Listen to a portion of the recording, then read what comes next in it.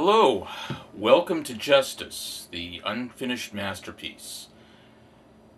I'm Larry Myers, I'm the director, and I will be showing up from time to time to update you on what would have been happening in the scenes that we didn't shoot between the scenes that you will see.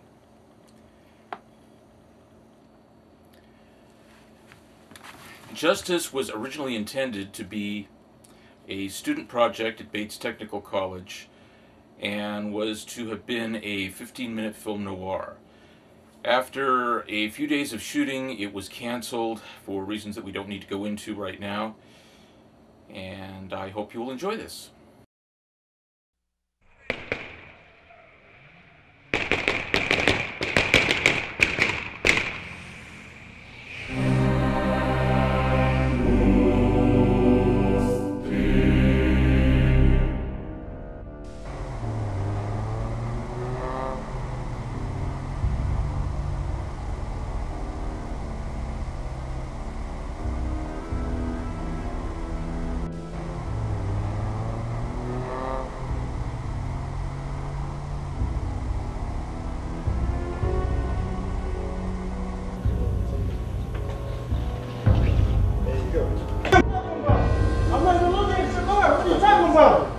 Wait, I know you. What are you doing?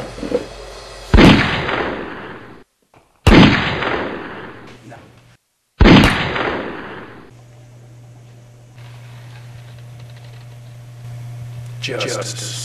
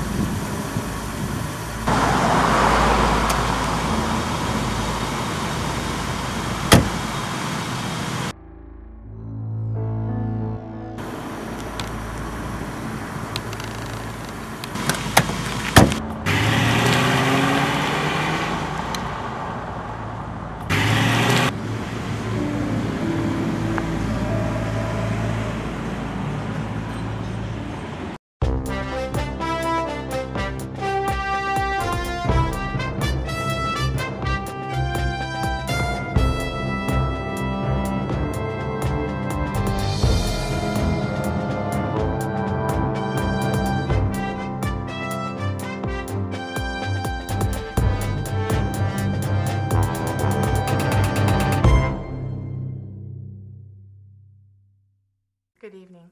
Welcome to Newsmakers. I'm your host, Sally Sawyer. Welcome, Senator Peter Simpson. Thank you, Sally. Tell us what you want the voters out there to know. I want the people to know we're tough on crime. No more slaps on the wrist. We have zero tolerance for crime. Well, that should make the rest of us feel a lot safer. Have you had any opposition to this stand, Senator? Oh, I've had plenty of opposition, but it's just been the usual all talk, no action. Have you had any specific threats? Yes, I've dealt with many threats.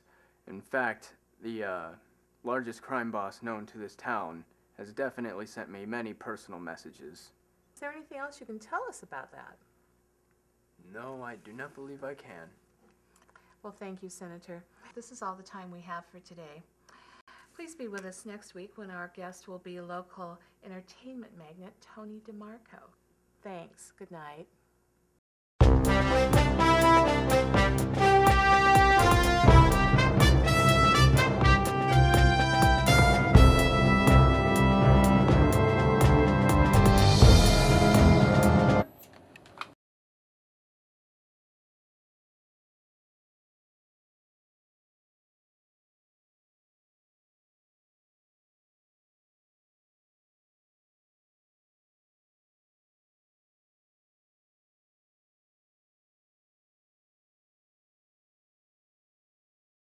Hey, the next scene was to have been in a bar with Detective Jeffrey Evans and another detective, Jasmine Taylor.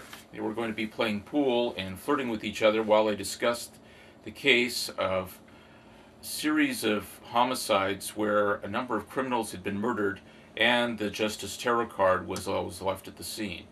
What's wrong, Jeff? Oh, nothing. I'm just a little preoccupied. What's going on with that vigilante case?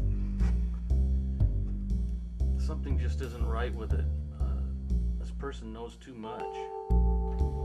No one's that good. He's gotta leave something behind. Prints, fiber, something. Yeah, justice card. But that's all.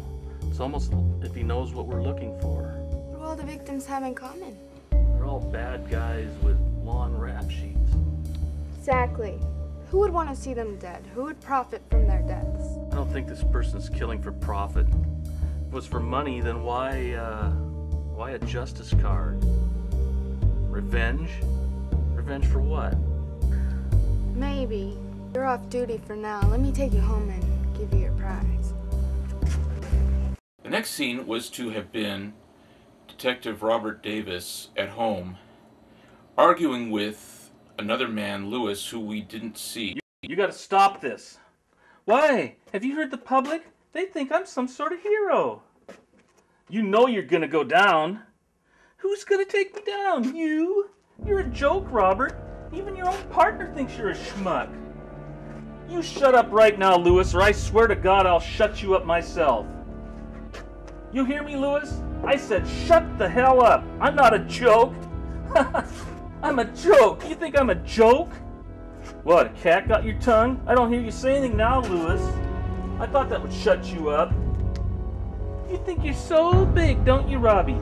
You think you can control me? Ha! I got news for you. I'm here to stay, man. You ain't gonna get rid of me so easy this time.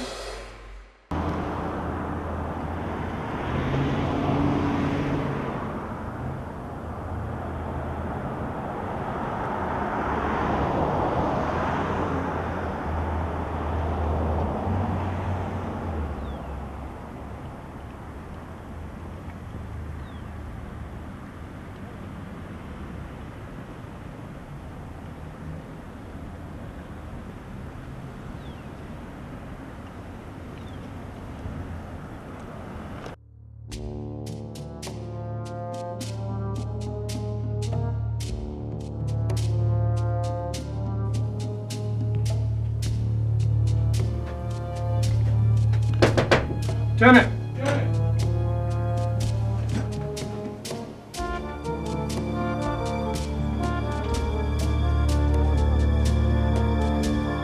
Detective Davis, where is Evans? I don't know, Lieutenant. I just got here. Now, there's been another massacre. Get your team together. All right, I'm on it.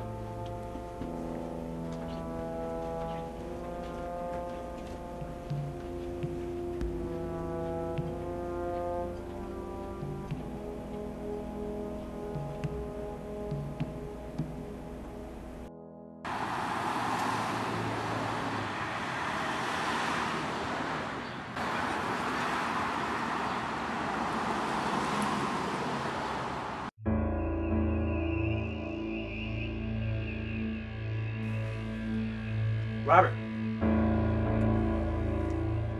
Davis. Davis. Robert. Yeah. So what do we have here? Looks like 3 thugs we don't have to worry about anymore. Victims. Murder victims, Evans. Get it straight. Well, looks just like the rest of them.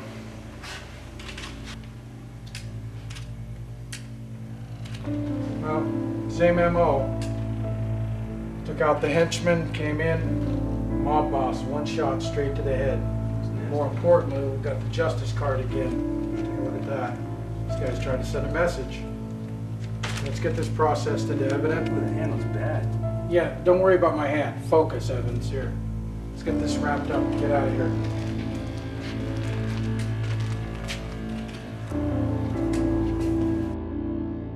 Now, when detectives Evans and Davis came out of the building, they were supposed to be met by a woman who was the wife of Senator, and she was the woman in the car following the previous night, and she told them that her husband had probably killed the people in there inside. Of course, her testimony might have been colored by jealousy because she was sure her husband was having an affair. The next scene would have been the scene in front of the senator's house where they arrested him, leading to the interrogation scene that follows.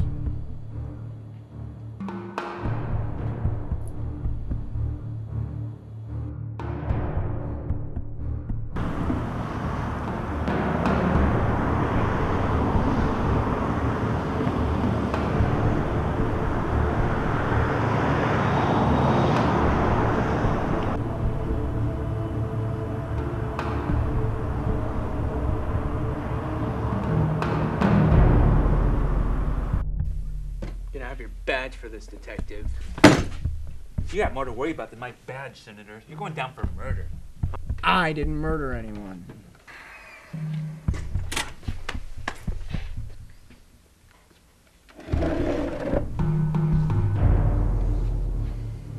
Well, Senator, if you didn't commit the murders, can you explain why we have a witnesses that places you there last night?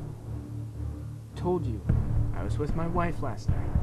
You can ask her. The wife in the next room, and she has a completely different story.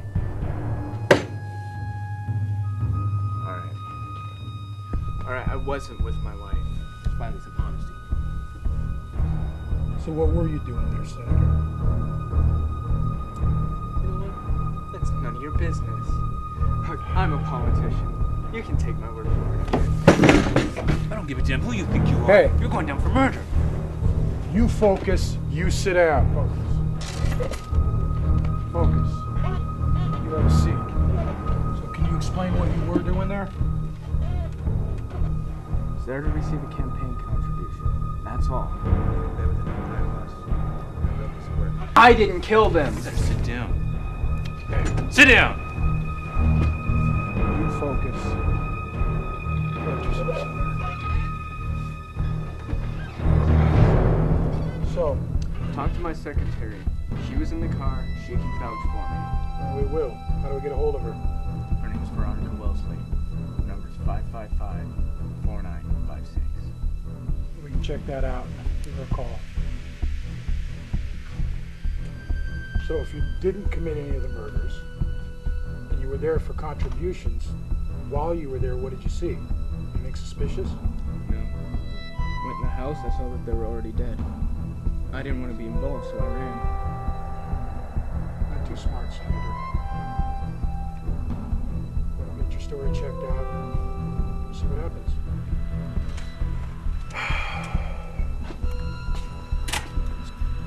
Story checks out. You're free to go.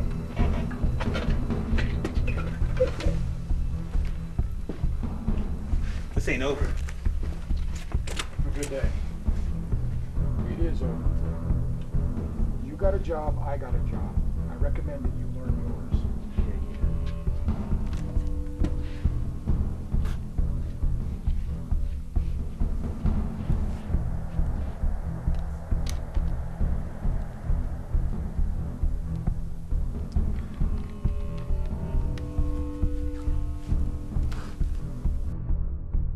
Next scene was to have been Robert Davis at home, talking on the phone now to Lewis and pleading with him to get out of his life. when Detective Evans knocks on the door and tells them there's been another homicide they have to go and investigate. While Davis is in the other room changing, Evans notices an old photograph showing Davis with his twin brother and his other brother. There's a brief explanation that the other twin had been killed when they were both quite young, and then they were to go to the investigation at the crime scene. There was going to be a scene with the crime scene and then Evans getting a phone call from an informant who was to meet him at the overpass and perhaps have the information as to who this vigilante killer was. After this, there was a scene with Detective Davis going to visit his surviving brother, who is now a priest, and asking if he could help. He tells him about gruesome dreams he's having, and worse, Lewis is back.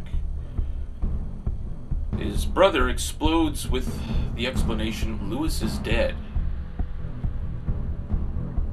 And he was killed years ago. Lewis was the twin.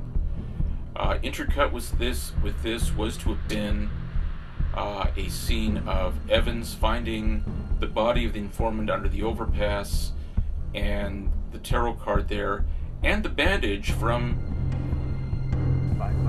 Davis's hand that he had spotted earlier laying next to him, and realizing that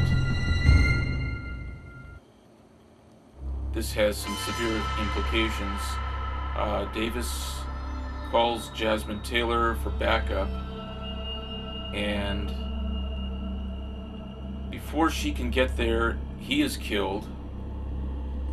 There are other police that arrive as backup. Also, there's a confrontation with Robert Evans in which he is killed. Then the final scene was with his brother, the priest, at the precinct explaining what had happened. When we were kids and Lewis was killed, our mother believed that when one twin died, his soul would enter the body of the living twin so that they could be reunited. I had hoped he was free of that delusion, but I guess it was strong.